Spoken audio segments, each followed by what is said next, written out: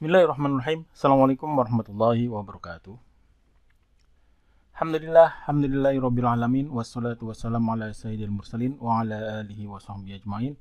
Allahumma rabbi shrah li sadri wa yassir li amri wa hlul 'uqdatam min lisani yafqahu qawli. Amma ba'd. Baik, pada sesi ini kita akan membahas tentang bab 2, yaitu bisnis elektronik atau e-bisnis dan kerjasama global. Nah, di sini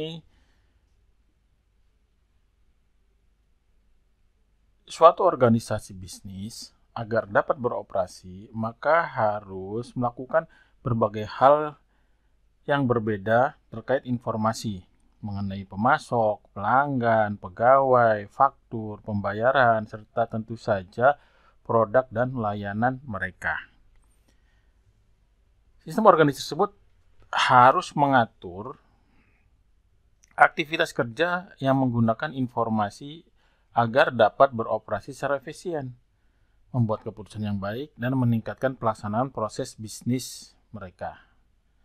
Nah, kita lihat di sini adalah di mana proses bisnis, kita akan melihat adanya tantangan bisnis. Yang ini ada tantangan bisnis, di mana tantangan bisnis antara lain adalah perusahaan yang makin tua atau ketinggalan zaman, tenaga kerja yang semakin tua. Ini dua hal yang sering terjadi yang menjadi tantangan. Maka berikutnya akan ada ke arah manajemen. Maka diperlukan pengembangan strategi perolehan dan pemeliharaan pengetahuan, mengembangkan rencana dan anggaran pelatihan.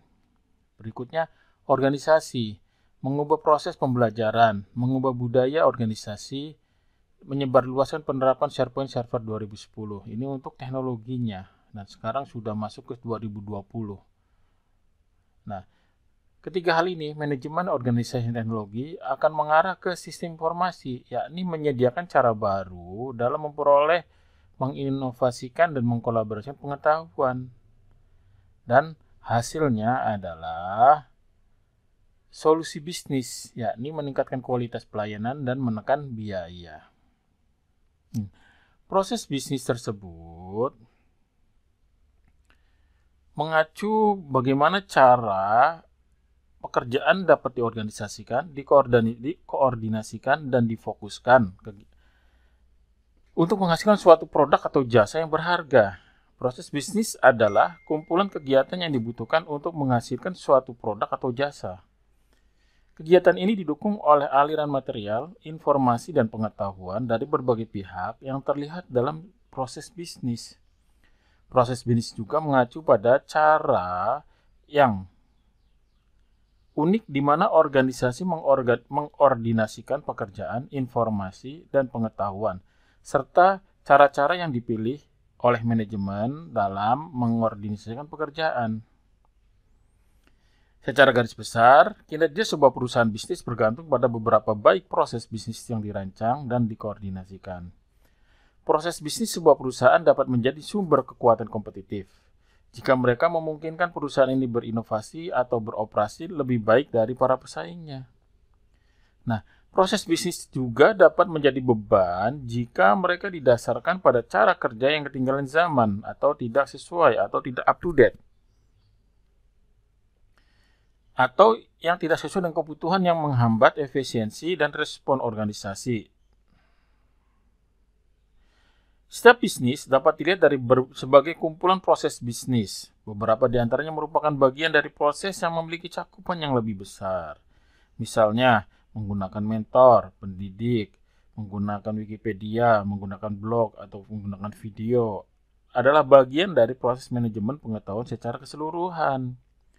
Banyak proses bisnis yang terkait dengan area fungsional tertentu. Sebagaimana contoh, fungsi-fungsi penjualan dan pemasaran bertanggung jawab untuk mengidentifikasi pelanggan dan fungsi-fungsi sumber daya manusia bertanggung jawab untuk merekrut pekerja. Proses bisnis lainnya yang banyak bertentangan dengan area fungsional yang lain memerlukan koordinasi lintas departemen.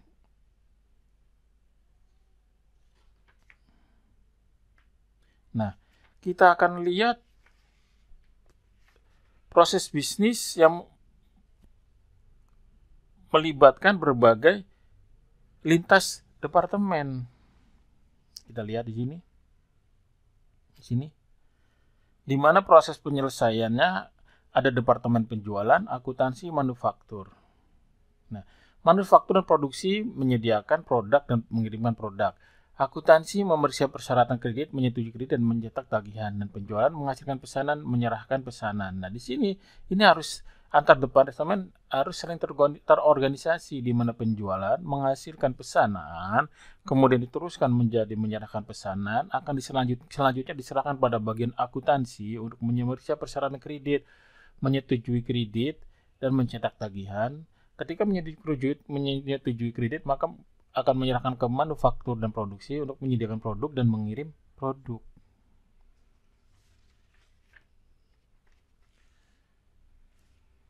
Di mana departemen penjualan menerima pesanan penjualan. Pesanan pertama melewati area akuntansi untuk menjamin konsumen dapat membayar barang yang dipesan baik secara kredit atau pembayaran secara tunai saat pengiriman. Nah, setelah kredit pelanggan disetujui, departemen produksi menarik produk dari persediaan atau menghasilkan produk, kemudian produk tersebut dikirimkan. Nah, jasa pengirimannya itu bisa menggunakan logistik, FedEx atau lainnya. Adapun tagihan atau faktur dikeluarkan oleh departemen akuntansi atau departemen penjualan menerima informasi pengiriman dan bersiap untuk melayani pelanggan dengan menjawab panggilan telepon atau mengisi klaim garansi. Nah, penyelesaian pesanan awalnya tampak sebagai proses yang sederhana. Kemudian ternyata menjadi serangkaian proses bisnis yang sangat rumit dan membutuhkan koordinasi yang erat dari area fungsional utama dalam suatu perusahaan. Selain itu, untuk melakukan sebuah langkah-langkah dalam proses penyelesaian pemesanan secara efisien, diperlukan banyak informasi yang diperlukan harus mengalir dengan cepat di dalam perusahaan dari suatu pengambilan keputusan kepada orang lain.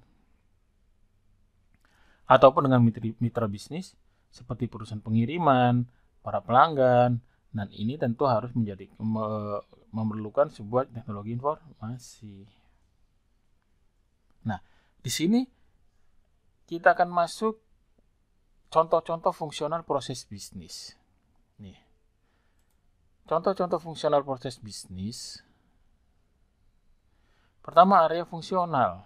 Yang kedua, proses bisnis. Untuk manufaktur dan produksi, fungsi bisnis adalah menyusun produk, pemeriksaan kualitas atau quality control, menyediakan kebutuhan material.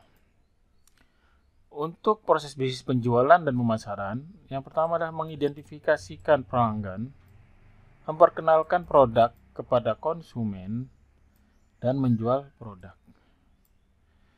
Berikutnya adalah fungsional keuangan, di mana fungsi keuangan adalah membayar kreditur, menyusun laporan keuangan, mengelola keuangan.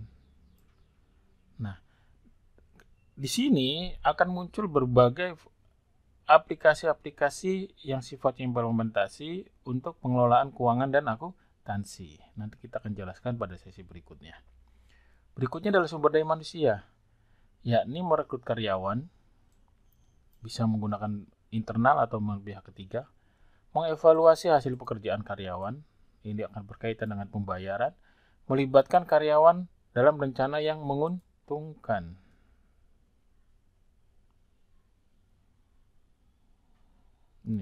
Ini adalah contoh-contoh fungsional proses bisnis. Nah, penyelesaian pesanan yang tadi dijelaskan yang ini, yang kita kembali ke proses penyelesaian pesanan yang ini. Proses penyelesaian pesanan pelanggan melibatkan serangkaian langkah-langkah yang rumit yang membutuhkan koordinasi yang solid antar fungsi penjualan, akuntansi, dan produksi. Ini tentunya akan terkait pula dengan area fungsional 1, 2, 3, dan 4. Selanjutnya adalah bagaimana teknologi informasi meningkatkan proses bisnis.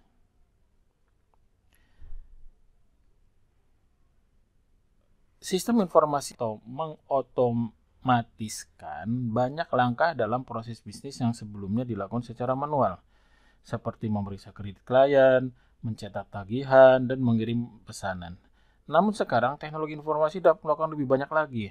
Teknologi baru dapat betul-betul mengubah arus informasi sehingga memungkinkan lebih banyak orang untuk mengakses dan berbagi informasi, mengubah prosedur yang seharusnya dikerjakan secara berurutan menjadi dapat dilakukan secara bersamaan, serta menghilangkan hambatan-hambatan dalam pengambilan keputusan.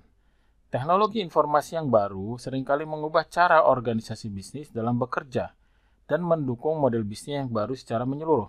Mengunduh berbagai macam e-book dari Amazon, membeli komputer secara online di Tokopedia, beli-beli, atau di Lazada, atau di Shopee, mengunduh musik dari iTunes atau dari YouTube adalah proses bisnis yang sangat baru, berdasarkan model bisnis baru yang tak dapat dibayangkan tanpa teknologi informasi saat ini. Itulah mengapa begitu pentingnya memperhatikan dengan seksama proses-proses bisnis, baik pelajaran sistem informasi yang sedang kita pelajari maupun untuk karir masa depan kalian. Dengan menganalisa proses-proses bisnis, kalian akan mampu memahami dengan sangat jelas bagaimana cara kerja suatu bisnis, terlebih lagi dengan melakukan analisa terhadap proses bisnis.